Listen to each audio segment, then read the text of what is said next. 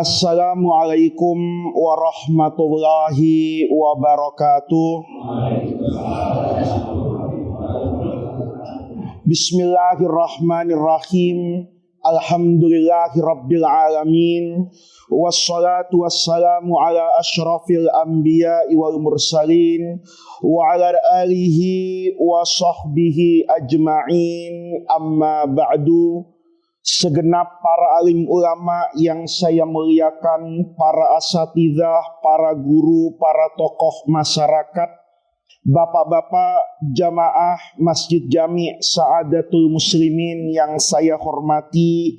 Alhamdulillah, pada pagi hari ini kita kembali dapat bertemu dan bermuajahah di tempat yang baik dan di waktu yang baik.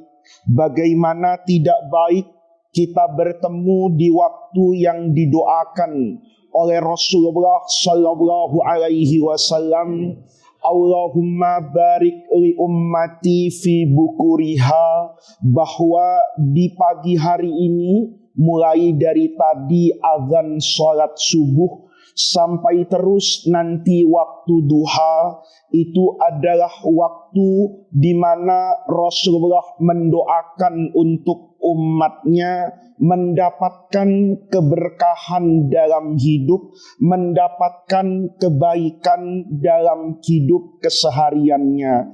Maka alhamdulillah, setelah tadi tentunya kita melaksanakan sholat subuh berjamaah, ditambah dengan pembacaan kisah maulid Nabi besar Muhammad sallallahu alaihi wasallam, kemudian dilanjutkan dengan pengajian yang biasa kita lakukan setelah pembacaan maulid. Ini merupakan karunia yang luar biasa. Tetapi dalam kaitan dengan ibadah dan ketaatan kepada Allah Subhanahu wa ta'ala, ada satu hal yang harus kita ingat, bahwa di dalam ibadah apapun bentuknya, ibadah itu berapapun jumlahnya, secara kuantitas itu memang penting, tetapi tidak kurang pentingnya adalah niat, motivasi dan kebersihan hati saat melaksanakan ibadah tersebut. Dahulu bapak-bapak jamaah sekalian, guru saya itu berpesan, kata beliau, "Anakku, giatlah engkau beribadah tanpa merendahkan orang lain. Yang nampak mungkin tidak giat beribadah atau masih terjerumus dalam kubangan dosa dan maksiat kepada Allah." Dan pesan beliau, jangan sekali-kali engkau masuk ke urusan yang murni menjadi urusan Allah, apalagi berbicara tentang rahmat dan ampunan Allah Subhanahu wa ta'ala. Kita alhamdulillah ditakdirkan oleh Allah menjadi orang yang bangun pada waktu pagi. Ketika tadi azan, as-salatu khairum minan naum, berapa banyak dari kita yang alhamdulillah sebelum kata-kata as-salatu khairum minan naum itu terdengar, kita sudah meninggalkan naum dan sudah bertawajuh kepada Allah, berangkat ke tempat berwudu atau mandi, mempersiapkan kebersihan jasmani untuk kemudian mempersiapkan kebersihan rohani dengan sholat subuh. Itu merupakan karunia yang besar dari Allah Subhanahu wa ta'ala. Ketika misalnya bulan Ramadan, berapa banyak dari kita yang sebelum Ramadan itu sudah merindukan betul akan datangnya bulan suci apa ini? Ramadan. Tidak sedikit dari kita misalnya adalah orang-orang yang terpilih, kata Rasulullah, untuk mendapatkan perlindungan dari Allah Yaumala zilla illa zillullah, pada hari di mana orang itu tidak mendapatkan payung, tidak mendapatkan perlindungan pada hari kiamat, kecuali 7 kelompok orang ini, diantaranya orang yang selesai melaksanakan sholat, kemudian hatinya kangen untuk sholat yang selanjutnya. Selesai subuh itu ada rasa kangen untuk bisa bermunajat kembali dalam sholat fardu yang namanya sholat duhur. Selesai sholat duhur hatinya syauk, kangen kepada Allah untuk bermunajat pada waktu sholat apa ini? Asar. Kalau kita bisa seperti itu bapak-bapak sekalian, ini perlu kita syukuri. Tetapi di satu sisi kita perlu mawas diri untuk tidak isti'la, merasa tinggi hati, merasa bangga, merasa lebih baik dari orang lain. Perasaan lebih dari orang lain, perasaan tinggi hati dari orang lain, itu sangat berbahaya. Dahulu para kaum sufi itu seperti Al-Imam Ibrahim Ad-Dasuqi. Ini sengaja lafadznya saya catat supaya kita mendapat barokah dari ilmunya orang-orang dulu. Kata beliau, Syekh Ibrahim Ad-Dasuqi, "Ihdzar ya waladi." Anakku, ihdzar. Ihdzar itu bukan berarti ancaman, tetapi bisa jadi hanya merupakan nasihat untuk mawas diri. Ihdzar ya waladi, hati-hati anakku. Itu biasa dulu guru utamanya dalam guru sufi, tasawuf, mursyid itu memanggil muridnya itu dengan kata-kata apa itu? Anak. Sehingga guru ketika memberikan apapun kepada muridnya seolah-olah ingin mengatakan, kamu jangan curiga dengan saya, karena apa yang saya sampaikan itu lahir dari kecintaan saya, seperti cintanya orang tua kepada siapa itu? Anak. Jadi kalau orang tua sama anak, itu kan selalu dibangun dengan kasih sayang. Sekalipun secara zahir mungkin kelihatannya nggak sayang. Ada anaknya batuk-batuk minta permen, sama orang tuanya kan nggak diberikan permen itu. Ada anaknya sudah mulai meler pilek, minta diberikan es krim misalnya. Tentu sama orang tuanya kan nggak diberikan. Kenapa nggak diberikan? Karena rasa apa ini? Sayang. Maka banyak sekali dulu guru itu kalau manggil muridnya itu selalu dengan kata-kata apa itu? Waladi. Kata Syekh Ibrahim Ad-Dasuqi, "Ihdzar ya waladi." Hati-hati wahai anakku, antadda'iya, kalau kamu mengaku-ngaku, merasa annala kamu amalatan khosotan ma'allah. Kalau kamu merasa memiliki hubungan khusus dengan Allah. Ini bahaya banget nih. Ini ada orang yang takorup kepada Allah, kemudian merasa dekat dengan Allah. Karena merasa dekat dengan Allah, perasaannya itu Allah kayak jadi temannya. Allah kayak jadi apa? Bukan teman dalam artian perasaan dekat ya. Tapi kemudian seenak-enaknya misalnya.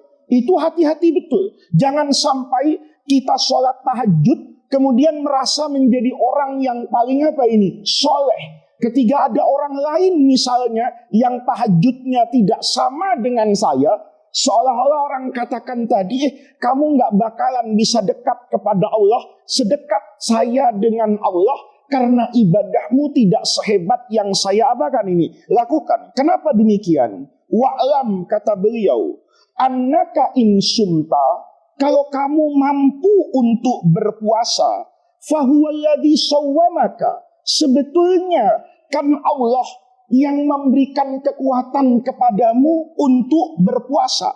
Wa in kumta, kalau kamu bisa bangun tadi, kemudian mandi, berwudu, berangkat ke masjid, sholat, itu sesungguhnya fahuwaladhi qawwamaka. Sebetulnya kan yang membangunkan itu adalah siapa itu? Allah. Banyak kan dari kita yang bangun tapi tidak sholat. Banyak kan dari kita yang sehat tapi kadang-kadang kalah dengan orang apa ini? Sakit. Berapa banyak dari kita yang masjid itu terasa jauh, tapi mall itu terasa dekat. Berapa banyak di antara kita, misalnya, yang mampu menziarahi makam wali yang jauh, tapi makam bapaknya yang dekat itu terasa apa ini? Jauh. Sementara makam yang wali yang jauh itu kelihatannya apa itu? Dekat. Kalau yang terjadi seperti ini, hati-hati. Kenapa? Jangan-jangan motivasi ibadahmu itu salah. Ini bapak-bapak, ini penting banget. Karena begitu banyak orang yang melihat ibadah, yang melihat pola interaksi dengan Allah, itu seperti melihat pola interaksi dengan manusia. Seakan-akan kalau saya mau dibaikin sama orang, maka saya perlu berbuat baik semaksimal seperti apa yang saya harapkan dari orang tadi. Kayak kita sama orang tua dulu masih kecil, kalau minta sesuatu yang mahal, itu kan mijetnya seminggu, Pak. Kalau yang murah mungkin mijetin bapak kita itu 1 jam. Kenapa? Lah, cuman 1.000 doang, masa bapak tidak ngasih. Tapi dulu saya dengan ayah saya masih kecil, itu ingat betul. Kalau saya mijetin ayah saya tiap hari, itu nanti setelah seminggu tuh bapak saya nanya, kamu tuh mau apa sebetulnya? Ketika saya sebutkan sepatu, maka bapak saya tuh tersenyum, ketawa. Pantas mijetin saya seminggu, yang mau diminta itu adalah apa itu? Sepatu. Kemudian kita jangan sampai berpedoman seperti itu dalam hubungan kita kepada siapa ini? Allah. Karena itu berbahaya sekali bapak-bapak. Kita ini dalam beribadah, itu walaupun terlihat baik, itu kita belum pernah melakukan uji sahih, ya. Apakah ibadah kita itu khalisan liwajhillah, atau zohirnya saja yang karena Allah, tetapi jauh di dalam batinnya menikmati pujian orang akan kesolehan yang nampak dari dirinya. Dulu guru saya itu punya cerita tentang seorang sufi besar yang bernama Imam As-Sariyus Saqati, atau bahasa Indonesianya itu sering disebut dengan Sirri As-Saqati. Itu orang soleh yang luar biasa. Kata beliau, saya ini pernah sakit. Saya ini pernah sakit. Tetapi ternyata saya itu terlambat mengetahui penyakit saya sampai 30 tahun. Ini berarti kalau kata orang, itu penyakitnya diagnosanya sudah apa ini? Sudah terlambat ini. Ya, ibarat penyakit ini sudah parah. Kata beliau, saya ini tidak tahu kalau saya ini sebenarnya sakit, dan saya baru tahu sakit itu setelah 30 tahun. Apa kata beliau? Saya ini dari 30 tahun. Ini kan soleh luar biasa. Kita kadang-kadang udah seminggu istiqomah ke masjid itu merasa jadi Imam Ghazali kan gitu. Ini sudah mulazamah sama masjid itu lebih dari 30 tahun. Jadi beliau itu, kata beliau, saya itu di masjid 30 tahun, itu nggak pernah ketinggalan takbiratul ihram. Ya, kalau kita 3 hari sudah masbuk, Pak. Ya, ini 3 hari, ya hari pertama softnya paling apa ini depan. Tapi untuk 30 tahun itu tidak pernah, kata beliau, imam di masjid di mana saya sholat, ya kayak bapak nih, berarti masjid Sa'adatul Muslimin, tempat bapak sholat jamaah sehari-hari. Itu kata beliau 30 tahun saya tidak pernah, ya, imam di masjid saya itu takbiratul ihram, kecuali saya ada di mana itu? Di belakangnya persis, Pak. Bapak bisa bayangin kan, untuk sampai ke sini ya, itu kan menunjukkan istiqomahnya, ya. Ada yang istiqomah kayak begitu, Pak, tapi niatannya beda. Haji Muhyiddin, Pak, ya. Ini nggak dosa kalau ngomong Haji Muhyiddin, di tukang apa itu bubur naik haji. Itu kalau ada orang nempati tempatnya, itu digeser, Pak, ya. Karena dia merasa bapaknya yang wakafin masjidnya, dia merasa masjid itu punya dia. Jadi kalaupun dia terlambat datang, orang yang duduk di belakang apa ini imam itu digeser, Pak, ya. Nah, itu namanya Haji Muhyiddin. Bukan itu yang saya mau ceritakan. Tapi orang ini betul-betul orang yang memang apa ini? Mulazamah. Aksar min salatina sana, 30 tahun. Sehingga secara otomatis bagian dari penghormatan masyarakat, karena melihat beliau ini alim, soleh, istiqomah, maka tempat ini dijadikan tempat apa ini? Khusus. Semua orang udah tahu, ya. Kalaupun datangnya bersama, kayak subuh, sekarang kan jam 4.20-an mungkin ya, 24, 19, 18, 20-an lah ya. Mungkin ini orang datang jam 3 malam, Pak. Ya mungkin ya. Imam Syari As-Saqati mungkin terlambat sedikit, tapi jauh sebelum azan sudah kemana ini masjid. Maka semua orang tuh bagian dari penghargaannya, nggak mau nempati tempat itu, karena semua orang tahu ini tempatnya orang soleh yang istiqomah. Kata beliau itu 30 tahun, Pak. Saya baru tahu kalau saya sakit di situ ketika 30 tahun setelah saya istiqomah ke masjid pada hari Jumat. Kalau Jumatan jangan tanya, Pak. Beliau jam 10 sudah ada di mana ini? Di masjid. Nah, kalau kita ini kalau belum khutbah kedua, pagi rumahnya di samping masjid, itu belum berangkat ke masjid. Ada orang yang kadang-kadang masih makan, Pak. Nanti masuk masjidnya itu khutbah kedua. Atau ketika Allahumma ghfir lil muslimina wal muslimat. Jadi kalau orang mau tahu jumlah orang yang Jumatan itu secara utuh, itu bukan pada khutbah pertama, Pak. Kalau sudah Allahumma ghfir, itu doa yang luar biasa, Pak. Ya, luar biasanya gimana? Itu jadi tanda otomatis, Pak. Saya dulu waktu masih sering khutbah Jumat, ya, itu mengamati, Pak, dari semua masjid itu. Kalau masih pertama, ayuhan nasu taqullaha haqqa tuqatih wa la tamutunna, itu semuanya khusyuk, kepalanya menunduk ke bawah, Pak. Ya. Ya bisa menunduk ke bawah karena menyimak ayat Quran, tapi mayoritas menunduk ke bawah itu karena tidur gitu. Dan anehnya, bangunnya itu bisa bareng, Pak. Tanpa beker, tanpa alarm, tanpa gerakan. Aneh betul, kupingnya itu terdidik, Pak. Ya, sayangnya tidak terdidik kalau dengar azan gitu. Tapi terdidiknya itu kalau dengar Allahumma ghfir, itu yang tidur itu aneh, Pak. Saya dulu khutbah kan tinggi, Pak. Jadi kan yang sampai belakang pun khotib tuh bisa apa itu? Lihat, apalagi saya pada dulu tuh pernah berkhutbah yang mimbarnya itu dibangun dicor di atas. Jadi naiknya itu pakai tangga. Itu doa khutbahnya itu sempurna itu khotib kalau naik. Itu kenapa? Karena tangganya saya hitung sampai 15, Pak. Tinggi di atas. Begitu tinggi di atas karena masjidnya besar gitu. Saya bisa melihat semua yang ada. Itu aneh betul. Kalau sudah Allahumma ghfir, itu kanan, kiri, depan, itu langsung angkat. Mau yang Pak Haji, yang tidak haji, peci hitam, peci miring, sama itu. Ya, itu kadang-kadang Allahumma ghfir langsung apa ini banget. Nah, beliau ini kalau Jumatan, itu datangnya lebih apa ini, Pak? Lebih dulu. Jadi mereka orang tahu semua lah. Kalau sudah jam 10 ada sendal yang bunyi itu, ya kan dulu tidak ada suara motor, tidak ada suara mobil, itu pasti beliau gitu. Apa kata Imam As-Syari As-Saqati? Saya baru tahu kalau ada yang salah dalam hidup saya itu setelah 30 tahun. Di mana beliau tahunya? Hari Jumat itu ada tetangga saya yang meninggal, ya. Pagi-pagi meninggal jam 6, kemudian mau al-isra bil janazah. Ya mau cepat-cepat diapakan ini? Dikubur. Karena orang juga sudah mensolatkan sama dengan Jumatan ramai. Maka saya itu karena diminta oleh keluarganya untuk menemani sampai selesai apa ini? Ke kuburan. Maka saya ikut. Ya.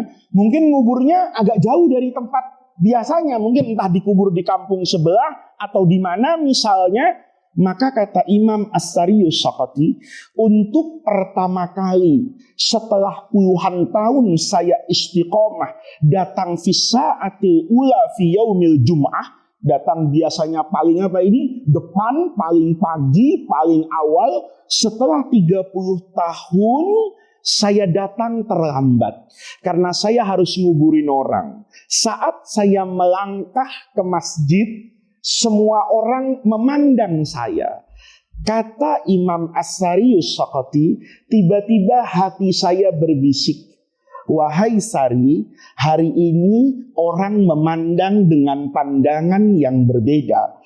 Biasanya mereka memandang dengan pujian, alangkah solehnya. Masih jam 10 sudah kemana ini? Ke masjid. Hari ini semua orang seolah-olah bergumam, orang soleh akhirnya terlambat juga ke masjid. Padahal secara syariat tidak terlambat loh Pak. Kenapa? Karena orang istiqomah itu, orang yang azimah niatannya kuat, itu ketika dia ada khalal dalam ibadah 1, 2, 3 kali, tetapi track recordnya, sejarah hidupnya, itu istiqomah dalam perbuatan itu nggak dihitung hilang. Bahkan dalam fikih itu boleh dikodok.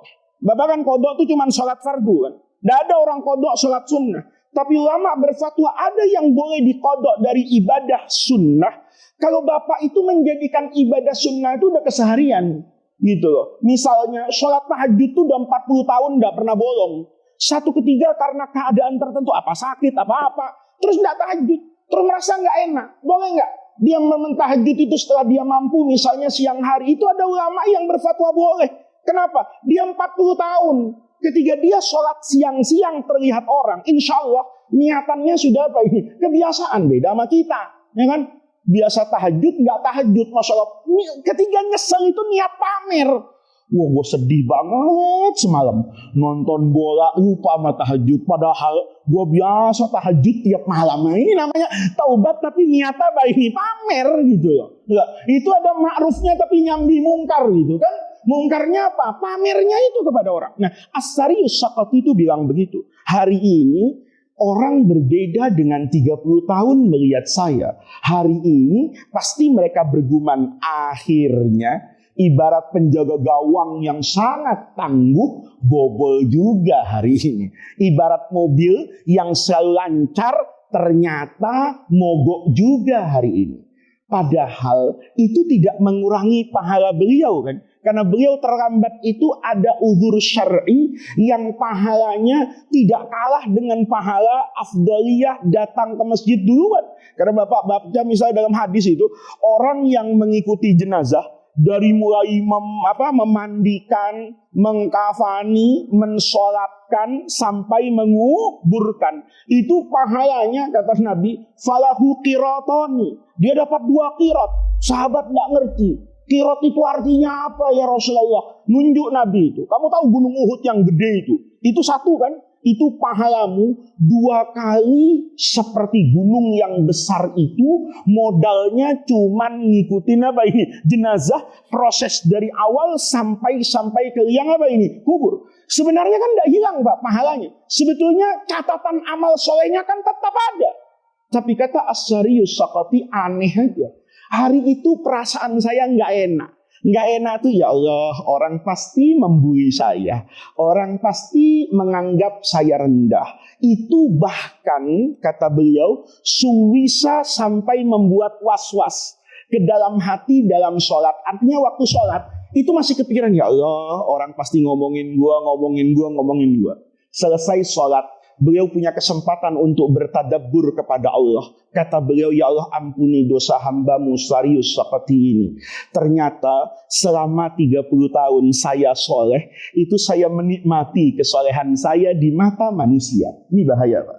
Menikmati kesolehan saya di mata manusia. Setiap saya melangkah, ada orang menatap saya selalu terbersit dalam hati saya, pasti orang itu muji saya. Maka dia merasa senang. Tapi kalau melihat pasti orang itu merendahkan saya. Padahal sesuatu itu dilakukan karena siapa ini? Allah. Itu adalah penyakit yang saya rasakan, yang saya ketahui setelah 30 tahun. Maka bapak-bapak, pesan para ulama, para guru, kenapa kalau kita ngaji hadis manapun, itu selalu pertama kali yang dibahas itu tentang niat. Innamal a'malu binniyat. Karena niat itu dahsyat Pak. Niat itu dahsyat. Coba niat itu dahsyat, gimana nggak dahsyat? Bapak ketika misalnya usolli, tadi fardos subhi misalnya, ya kan? Mau ngomong makmuman, adaan atau apa itu mustaqbilal qiblati, tapi yang terakhir pasti Bapak mengatakan salat ini karena lillahi rabbil alamin, Allahu akbar, kan fardhus subhi lillahi ta'ala, itu pasti Pak. Begitu mengatakan karena Allah, itu Bapak dicatat panjang Pak. Ya, panjangnya di mana? kita orang yang beriman itu nanti masuk surganya kan khalidina fiha, kekal abadi. Padahal kan sholatnya cuma berapa tahun. Kalau kita bertransaksi dengan Allah pas bandrol kayak orang, kan orang begitu Pak kadang-kadang ya, Bapak naik ojek misalnya, terus nawar, kata tukang ojeknya, ini berapa Pak? Dia tuh berapa Bang ke sana? 30.000, nawar, nggak tanggung-tanggung, 5.000 boleh nggak Bang? Wah, orangnya sudah nggak dapat apa ini, sudah nggak dapat apa penumpang dari pagi, mau begitu mau cepat-cepat ngetril dia kemana-mana, Bang pelan-pelan Bang, ntar nggak jaya, lo 5.000 mau selamat kan begitu Pak? Iya kan kita biasa begitu Pak. Ketika kita beli baju nawarnya itu nggak tanggung-tanggung. Sampai mau pingsan itu pedagangnya. Kenapa? Barang yang 10 ditawar 1, diambilin Pak. Ya udah Pak, mungkin dia ingat ada stok dia yang agak-agak sobek dikit atau kancingnya udah mau copot sedikit, dia kasih nih, kalau yang ini 1.000 dibawa pulang. Begitu dikancingin langsung apa ini? Copot. Kata orang, ya iya baju 100.000 lo beli 5.000, wajar kalau copot, kan begitu Pak. Kan begitu kan transaksi kita kepada manusia kan selalu begitu. Ya, ada uang, ada harga, ya ada bentuknya. Kalau harganya mahal, pasti secara fisik barangnya juga akan apa itu? Bagus. Ketika kita beli handphone yang bagus, awet. Begitu rusak sedikit, orang kan bilang, ya Allah, handphone segitu lu perbaikin, mendingan beli baru. Kan begitu Pak. Kenapa? Itu transaksi kita dengan manusia. Tapi dengan Allah kan tidak seperti itu. Kita sholat, katakan orang, bahkan nih kalau mau dihitung-hitung, katakan yang umurnya panjang 100 tahun aja Pak. Apa 100 tahun itu sholat utuh? Dari awal dia hidup sampai tahun ke-100, dari detik pertama sampai detik terakhir dalam hidup itu, apa dia beribadah kepada Allah? Coba hitung. Sehari aja kita hitung dulu Pak. Nggak usah hitung bayinya lah, nggak usah hitung kecilnya lah. Kita hitung keseharian kita. Kita sama Allah itu dikasih hidup tuh 24 jam. Pertanyaannya, 24 jam tuh habis banyakan untuk kita apa untuk Allah sebetulnya? Ini kita harus apa ya? Harus jelas gitu loh. 24 jam. Ada orang yang tidurnya tuh disiplin. Saya punya teman itu Pak. Itu disiplin banget tidurnya. Ya, tidur setiap malam tuh mesti 8 jam dia. Ya, jadi kalau sekarang itu subuh jam 4, habis isya dia tidur. Kalau di telepon tuh nggak diangkat Pak. Saya kadang-kadang bilang udah kayak menteri aja, jadwalnya itu teratur betul. Nah, kalau tidur 8 jam, atau misalnya kita nggak tidur 8 jam, tapi sering ngantuk dan sering tidur Pak. Katakan malam kita cuma tidur katakan 5 jam. Tapi siang-siang kita kerja kadang-kadang sambil ngantuk setengah jam. Naik busway tidur juga di dalam busway setengah jam. Katakan totalnya semuanya jadi 8 jam. Dari 24 jam. Berarti sepertiga hidup kita itu sudah dipakai tidur. Seandainya orang menghitung tidurnya secara total dalam satu hari 8 jam. Kalau ada orang yang umurnya 60 tahun. Sebetulnya dia tidak hidup 60 tahun. Karena 20 tahunnya dipakai untuk apa itu? Tidur. Itu baru tidur Pak. Belum mandi, belum makan, belum ngegosip tetangga. Itu belum lagi Pak. Belum buka YouTube. Kan begitu tak? Belum misalnya di kamar mandi, ada orang kan ke kamar mandi bawa rokok 1 bungkus, bayangin itu ya. Kalau belum habis nggak keluar, subhanallah. Ya, coba kita hitung gitu loh ya. Kalau orang katakan umurnya 60 tahun Pak, sepertiganya sudah diambil apa ini? Tidur. Ya, sepertiganya mungkin diambil makan, diambil bercanda, belum diambil kerja Pak. Berarti kalau 60 tahun, katakan efektif ibadahnya, katakan cuma 20 tahun. Tapi masuk surganya itu kekal abadi. Itu karena dahsyatnya apa itu Pak? Niat dan kebersihan hati. Seolah-olah ketika orang ini meninggal, mati, dia ngomong sama Allah, seandainya ya Allah saya tidak mati sekarang, saya dikasih umur panjang sampai hari kiamat, maka itu akan saya isi dengan ibadah yang khalisan lillahi ta'ala. Itu dahsyatnya niat. Maka kita ini bapak-bapak sekarang ini, kan ada orang bertanya, saya ini Ustadz sudah sering amar ma'ruf tapi kok nggak diikuti orangnya?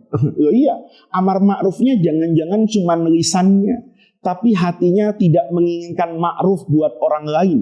Jangan-jangan amar ma'ruf yang disampaikan itu hanya ingin merendahkan orang yang sedang tidak ma'ruf, hanya ingin menghina orang-orang yang masih ada dalam kubangan dosa. Maka bapak-bapak, dahulu ini hadisnya juga saya tulis. status hadisnya itu adalah hadis yang hasan di dalam Sunan Abi Dawud, ya, Sunan Abi Dawud, ya, karangan Imam Abi Dawud As-Sajistani. Tentunya orang itu kalau ibadah, Pak, jangan pernah merendahkan orang yang belum bisa beribadah dengan baik kepada Allah.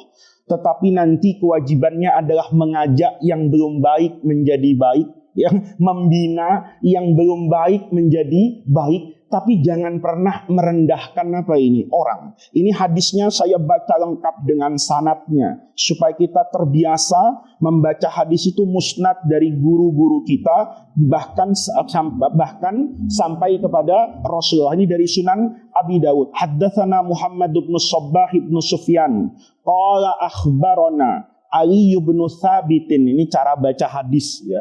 Bapak kalau buka Sunan, buku katakanlah Kutubus Sittah, beda kalau Riyadhus Shalihin, Bulughul Maram, itu kan sanadnya hanya dibaca sahabatnya. Misalnya an Abi Hurairah radhiyallahu anhu annan nabiyya sallallahu alaihi wasallam qala, begitu hadisnya. Kalau kita baca kutub as-sittah misalnya kayak Sahih Imam Bukhari, Sahih Imam Muslim, Sahih Imam Abu Daud misalnya, beliau itu menjelaskan sanadnya. Jadi beliau itu mengatakan, saya dapat hadis ini dari siapa? Oh, dari si A, A dari B, B dari C. Maka Bapak, ini mumpung ingat ya, Bapak itu kalau ngaji sama guru, itu dapat berkah yang tidak Bapak dapatkan kalau ngaji lewat Google, Pak. Ya. Bapak ngaji pakai buku kan bisa, Pak. Wong buku sekarang semuanya dijual. Tapi kata guru saya, ada yang kurang barokahnya. Apa itu? Seolah-olah memandang wajah Rasulullah. Saya bertanya, kok bisa ya? Ya, ada berkah kalau sering ngaji. Bapak ngaji dulu orang Jakarta misalnya, ngaji sama kayak Syafi'i Azami misalnya, sama guru-guru sepuh dulu ya. Kalau guru-guru sekarang kan, apalagi ustadz model saya ini nggak usah dibayangkan kayak gitu. Tapi ustadz-ustadz yang dulu itu yang istiqomah luar biasa, Pak. Kalau memandang dulu, kata guru saya, kamu kalau ngaji itu harus ngaji sama guru. Kenapa kalau ngaji sama guru, kamu akan mendapat keberkahan melihat orang yang pernah bertemu dengan Rasulullah. Saya nanya, apa semua guru bertemu dengan Nabi? Kan enggak.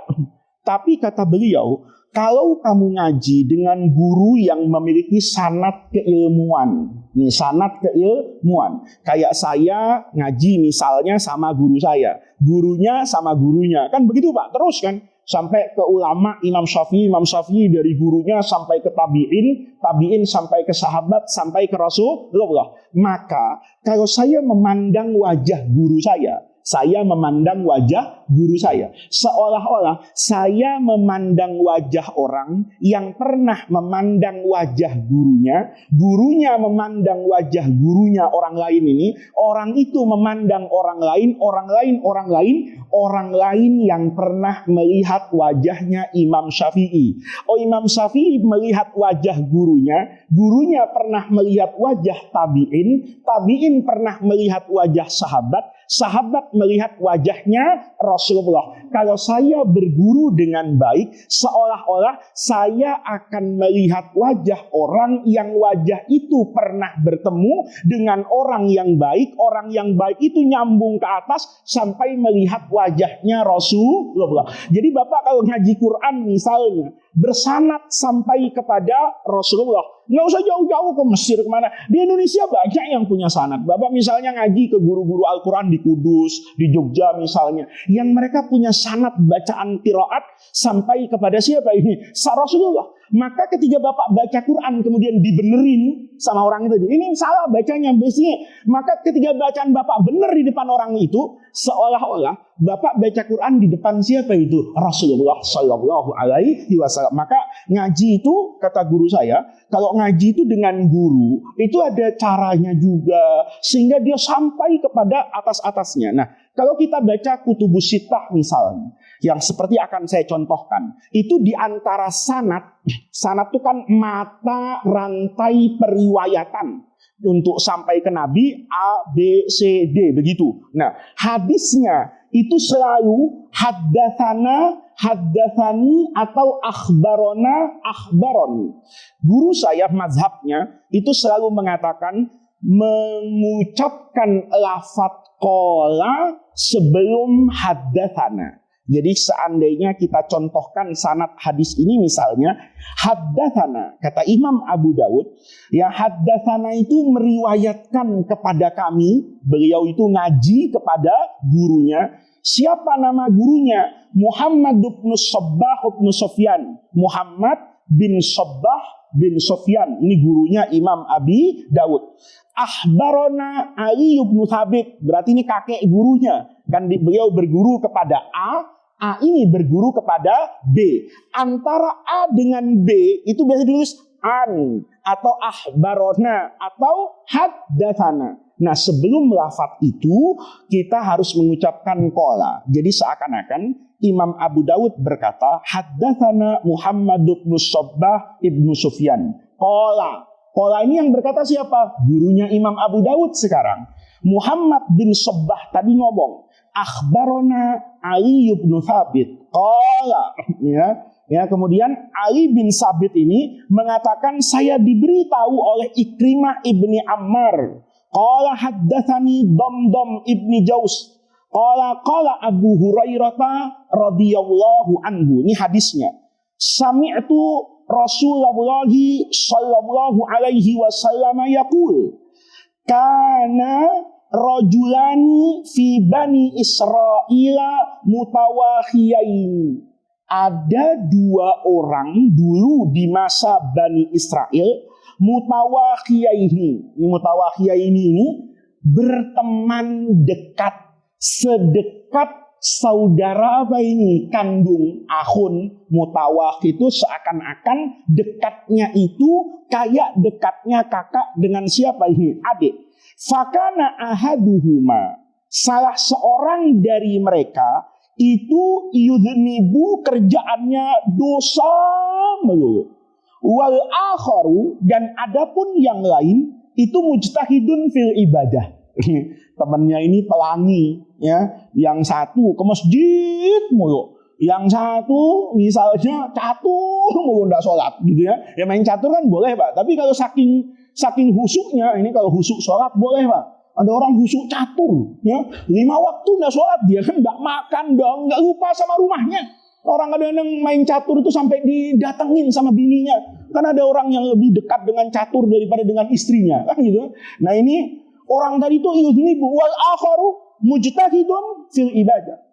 Fakana la yazalu al mujtahidu yaral akhara ala dzambi. Jadi yang satu itu selalu melihat saudaranya itu ahli maksiat terus. Dalam pandangannya ini orang dosa melulu. Fayaqul, maka satu hari orang yang ahli ibadah mengatakan aksir. Udahlah, berhenti dari maksiat, ayo ibadah. Dia nasihati begitu tiap hari ketemu tuh aksir, stop. Jangan kayak gitu. Fawajadahu yauman ala dzambin.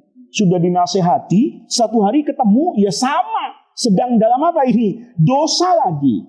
Faqala, nih, orang yang berdosa tadi, yang ahli maksiat itu, karena tiap hari itu diselidiki, kayak apa itu intelijen. Di kita ada kan Pak, orang yang jadi intel buat orang lain, ya, wah apa aja ingin tahu gitu, diikuti, diintip, ya, sholatnya kayak apa, makannya di meja makan gimana, kemudian niatnya itu tashir aja. Tashir itu membuka aib orang lain. Oh ternyata dia masih maksiat, wah ada tobat-tobatnya, wah begitu kerjaannya, ya. Kemudian fakola, saudaranya ini, temannya ini kesel Pak. Karena selalu bahasa sekarang mungkin dimata-matai Pak ya. Dimata-matai, kata beliau, kata orang yang berdosa ini, hulani wa rabbi, ya, biarkan, bentar ini kecil ya, hulini wa rabbi, kata orang tadi, biarkan saya wa rabbi dengan Allah, ya. Abu ista alayya raqiban, apa Allah menciptakan kamu itu untuk menjadi mata-mata saya? Karena tiap hari diawasi, ya. Tiap hari diawasi. Wah, 24 jam ke rumahnya itu. Tok tok tok, lu udah sholat belum? Ya Allah, masih banting kartu kan gitu kan. Lu udah duha apa belum? Ya Allah, ngorok kan begitu kan. Ikuti tiap hari. Lama-lama kesel. Abu ista alayya raqiban. Kata orang tadi, sudahlah, biarkan saya ini dengan Allah. Ini hati-hati Pak. Karena belum tentu orang yang ngomong seperti ini itu tidak tahu kalau dia sedang berdosa. Dulu guru saya, Syekh Muhammad Al-Ghazali, dai yang terkenal di Mesir itu cerita, beliau itu punya orang dekat, katakan tetangga lah, tetangga dekatnya. Itu tiap hari kerjaannya itu mabuk gitu. Maka kata Syekh pada satu ketiga ke tetangganya ini, ya, kamu apa nggak kepengen ya taubat berhenti dari minum itu? Kata siapa ini? Kata Syekh Muhammad Al-Ghazali. Kata orang tadi, Syekh, maafkan saya kalau mabuk saya ini mengganggu suasana Syekh. Karena mungkin kalau saya mabuk teriak-teriak, rumah Syekh terganggu. Tolong doakan saya. Mudah-mudahan Allah memberi hidayah. Melihat orang tadi menjawab seperti itu, kata Syekh Muhammad Ghazali, jangan-jangan orang yang bermaksiat dengan minum arak ini lebih baik dari saya. Lihat, kok bisa begitu? Kita dulu juga nggak masa guru yang ngajar itu bisa berpersepsi bahwa orang yang mabuk itu lebih baik. Kata dia, orang ini mabuk, tapi dia sadar dengan mabuk yang tidak baik. Buktinya minta doa.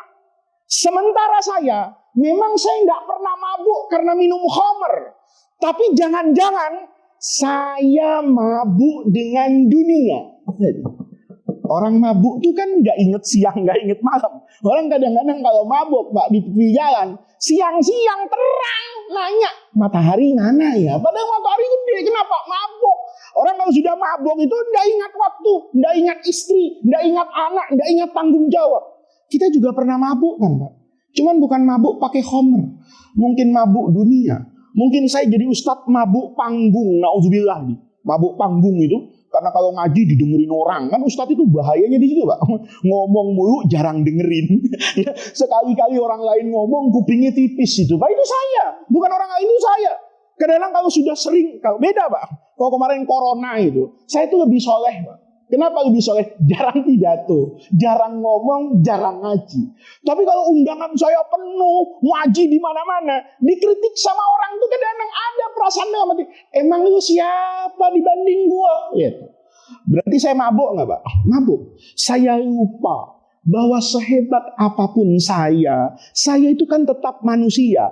Selama manusia, saya bisa apa ini? Salah. Selama manusia, saya bisa apa ini? Khilaf. Oleh karena itu, saya mabuk di situ. Mabuk dengan kedudukan zahir saya yang seolah-olah kayak orang apa ini? Pintar. Ada orang mabuk kekuasaan kan, Bang? Ketika berkuasa lupa itu. Tangannya main tanda tangan aja. Mulutnya main memutuskan aja. Dia lupa bahwa kekuasaan itu amanah. Waktu dulu Sayyidina Abu Zarrin radhiyallahu anhu kan mengatakan dalam hadis itu, ala tasta'milni ya Rasulullah, kenapa saya kok nggak pernah diangkat dapat jabatan? Kata Nabi, Abu Zar, saya itu kasihan sama kamu. Innaka dhaif, karena kamu itu lemah. Nanti kapan-kapan tafsir lemahnya itu apa? Ya, tapi yang penting ini kata Rasulullah, itu jabatan kelihatannya kayaknya pangkat yang perlu disyukuri. Padahal jabatan itu amanah ya Abazar, dan setiap amanah itu pasti akan mendatangkan nadamatun yaumal qiyamah. Pasti semua orang yang pernah dapat jabatan nanti hari kiamat pasti akan nyesal dapat jabatan itu. Illa, kata Nabi, man akhadha bihaqqiha, orang yang mampu memenuhi hak dan tanggung jawabnya ketika memikul apa ini? Jabatan. Maka kata Rasulullah Sallallahu Alaihi Wasallam, kita ini hidup harus apa ini? Ingat, Pak, bahwa itu semua boleh jadi memabukkan. Ada orang mabuk jabatan kan, merasa berkuasa, merasa hebat. Dia lupa bahwa sehebat-hebat dia ada masa periodenya. Sehebat dan sepanjang apapun berkuasa, ada matinya. Tapi ketika berkuasa lupa diri, kan sama dengan orang mabuk, Pak. Ketika kaya lupa diri, kan sama dengan orang mabuk. Intinya di mana? Sama-sama gak ingat. Kata guru saya, Syekh Muhammad Ghazali, ya subhanallah. Berarti ya orang tadi itu lebih baik dari saya. Karena saat dia mabuk, dia masih ingat ada Allah yang mampu merubah hidup manusia. Sayyidina Umar itu orang yang pernah serius ingin membunuh Nabi, hari ini dimakamkan di samping Rasulullah. Itu menunjukkan seperti doa kita, ya muqalliba al-qulub. Hati manusia itu namanya kolbun. Kenapa namanya kolbun? Karena gampang dibalik-balik. Kayak orang Arab tuh kalau punya buku, kemudian halamannya disuruh diapakan? Balikan, qalbis sahifah. Balik, karena dia mudah dibolak-balikkan. Maka bapak-bapak, ini dalam hadis tadi, kata orang tadi ya, sudahlah, biarkan itu menjadi urusan saya dengan Allah. Saya ini bukan nggak tahu, kalau ini maksiat, tahu. Tapi hati saya selalu kalah. Saya selalu lemah. Selalu tergoda dengan itu. Biarlah Allah yang maha apa ini? Yang maha tahu. Maka orang tadi tetap ngomel. Banyak ngomong loh. Ya kan? Wallahi. Sampai sumpah itu. La yalfirallahu laka. Ini orang kan kebangetan sombongnya. Allah nggak bakalan ngampuni dosa dia. Yang ngomong itu siapa? Hak apa? Dia ikut campur urusan siapa itu? Allah. Orang pelacur kasih minum anjing masuk ke dalam apa ini? Surga kok. Pelacur kasih minum anjing masuk surga. Ada istrinya Nabi masuk neraka. Ada istrinya orang yang durhaka betul. Itu nanti dikasih istana di dalam apa ini? Surga. Ada anaknya Nabi. Namanya Kan'an. Bapak tahu tak? Itu nanti masuk kemana itu? Ke neraka. Anaknya Nabi, darah dagingnya Nabi. Yang membuli Nabi Nuh itu ya anaknya sendiri. Bayangin tuh Pak. Itu tandanya apa? Rahmat Allah itu bukan urusan kita. Maka kata guru saya dulu itu, apa yang menjadi kekuasaan Allah, kamu itu nggak usah ikut campur dan nggak usah ikut memprediksi. Karena apa yang menjadi kekuasaan Allah, itu akan Allah bagikan bukan dengan aturan manusia, tetapi dengan rahmatnya Allah subhanahu wa ta'ala. Apa yang terjadi? Kamu nggak bakalan apa ini? Nggak bakalan diampuni sama Allah. Riwayat yang lain kata Imam Abu Dawud, orang tadi ngomong, la yudkhilukallahu jannata. Nggak bakalan masuk ke dalam apa ini? Surga. Ini orang banyak sekarang. Ya, ngapling surga untuk kepentingannya sendiri. Lo beda sama gua, neraka lo. Hati-hati, ya kan? Jangan-jangan saya yang sebetulnya di neraka. Ada orang kadang-kadang kan curhat, saya bilang ya Allah, saya ngaji gini kok orang nggak taat. Saya kadang-kadang berpikir iya ya, jangan-jangan kalau orang taat sama saya malah sesat. Kenapa? Karena mungkin motivasi yang saya keluarkan dari ketika saya ngajar itu bukan karena khalison liwat, ya. Maka yang terjadi Pak, fakubido arwahuhuma, fakubidot arwahuhuma. Nanti kan ruhnya Allah apa ini? Cabut, mati maksudnya. Ya, begitu mati, ya fajtama'a inda rabbil alamin. Ya, nanti ruhnya itu berkumpul di sisi siapa ini? Allah. Faqala lihadzal mujtahidi. Allah itu seolah-olah mentaubih. Mentaubih itu ya nanya tapi marah gitu ya. Kayak bapak misalnya jalannya lebar, terang benderang, jatuh Pak. Jalan terang, tering, nggak licin. Tahu-tahu apa ini? Kepleset. Kan nanya, kok bisa kepleset? Itu kan bukan pertanyaan Pak. Tapi namanya taubih gitu loh. Kok bisa? Itu namanya dalam bahasa Arab itu taubih itu. Kayak Allah tanya dalam Quran, kaifa takfuruna bila. Kok bisa ya? Kamu tuh kafir. Ilmu apa, pengalaman apa, ya, belajar sama siapa? Kok bisa kafir? Wa kuntum amwatan, kamu dulu kan barang mati, ya, nggak ada harganya itu tanah, tumbuh-tumbuhan, melahir ke binatang, semuanya dimakan sama bapak kita, jadi sperma, jadi ovum, kemudian jadi manusia. Dari yang kayak gitu, kuntum amwatan fa'ahyakum. Nanti yang hidup hebat itu summa yumitukum. Orang yang gagah, yang ganteng, yang kaya, yang kita dekati dalam hidup, coba Pak, masukin ke kuburan 3 hari. Bongkar, jijik semua orang ngelihat itu. Wa kuntum amwatan fahyakum summa, itu namanya taubih. Maka di sini Allah mentaubih orang tadi. Kata Allah, ya, akun tabi aliman. Memang kamu tahu siapa saya? Lihat ya. Memang kamu tahu siapa saya? Au Au kunta ala ma fi yadi qadiran, memangnya kamu saya mintakan pertimbangan atas hak prerogatif saya, apa yang menjadi hak saya, memang ketika saya mau berikan sama hamba saya perlu nanya dulu sama kamu, kan enggak. Lalu apa urusanmu ikut campur dengan urusan saya? Wa qala lil mudhnib, yang berdosa ini, idhab, ya, pergi kamu dari hadapan saya, kata Allah. Kemana? Ya, idhab fadkhulil jannata birahmati. Kamu pergi sekarang, masuklah ke dalam surga birahmati. Coba lihat, Pak. Itu tandanya kita diingatkan sama Allah. Kita menjadi orang baik itu harus.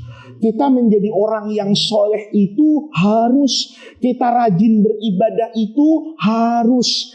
Tapi beribadahlah tanpa ada di dalam hati kita rasa isti'la kepada orang lain, kemudian ikut campur apa-apa yang menjadi hak Allah Subhanahu wa ta'ala. Jadi pengajian pagi hari ini itu adalah cara kita untuk membersihkan hati. Kata Imam Ghazali itu, kan Bapak mungkin banyak tahu, itu kan nasihat Imam Ghazali, itu cuma dimodifikasi di bahasa Indonesia, viral kemana-mana, pakai diedit-edit. Aslinya itu nasihat Imam Ghazali. Kata Imam Ghazali gini, kalau kita melihat anak kecil, kita jangan sombong. Katakanlah dalam hatimu, dia masih kecil dan tidak ada dosanya, maka dia lebih afdal daripada saya.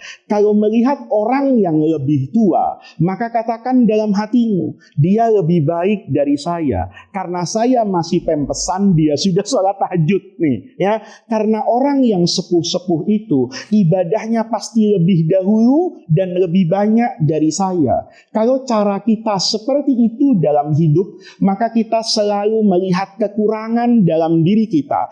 Orang yang rajin melakukan muhasabah, orang yang merasa selalu butuh kepada rahmat Allah, itu adalah orang yang Allah berikan taufik untuk menjadi baik. Tetapi orang yang merasa hatam, ya, Bapak, yang terakhir pagi hari ini, inti dari semua itu, hidup kita itu ada puncak karir. Puncak karir itu kalau jamaah masjid jadi ketua masjid itu puncak karir, ya. Makmum itu puncak karirnya jadi imam. Jadi kalau selama ini makmuman lillahi ta'ala, subuh, duhur makmuman lillahi ta'ala. Kapan prestasinya naik? Jadi imam. Bininya kaget, abang kok pagian? Wah, gue sekarang imam, alhamdulillah bang ya, naik pangkat abang imam, kan begitu dong. Yang biasanya murid naik pangkatnya apa itu? Guru. Politik juga gitu, Pak.